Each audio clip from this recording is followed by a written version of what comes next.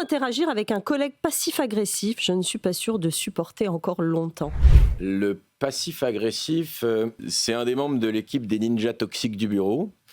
C'est celui qui attaque en sous-marin, Ouais. voilà, qui le fait de façon fourbe et qui fuit quand on souhaite le confronter. Ça se manifeste par des soupirs, le fait de lever les yeux de façon non verbale, des intonations, par de la victimisation quand on le confronte, par des pics. Voilà, au contour d'une phrase, c'est-à-dire de la fausse reconnaissance à l'intérieur de laquelle on va intégrer des pics. Quand on est face à un passif agressif, ce qui est fondamental, c'est de ne pas succomber à la réaction émotionnelle. C'est très important. Un passif agressif dans une équipe de travail, il vous plombe l'ambiance et le climat de travail en quelques semaines. On ne le confronte Donc, pas. il faut pouvoir le confronter. Ouais. Il faut pouvoir le confronter Intelligemment.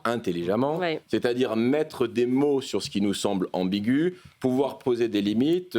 Quand à un moment donné tu me dis que tout va bien, j'ai quand même le sentiment que le ton que tu me montres n'indique pas la même chose. Est-ce qu'on peut en parler? Est-ce que l'on peut dialoguer? S'il y a des choses que tu souhaites me dire, est-ce que tu peux être plus clair, s'il te plaît, sur le sujet? Je souhaite qu'on en parle. En tout cas, je n'ai pas compris ta réaction. Mais ce qui est très clair, c'est qu'un passif agressif, on doit ne pas fuir dans un premier temps la relation, même investir la relation, ne pas le laisser s'échapper dans le flou et subir ce flou-là, et mettre des limites. Si à un moment donné, on ne se sent pas en capacité d'interagir avec ce collègue, pouvoir en parler à son manager, pouvoir en parler à d'autres personnes qui peuvent nous venir en soutien. Avec vous sur BFM Business.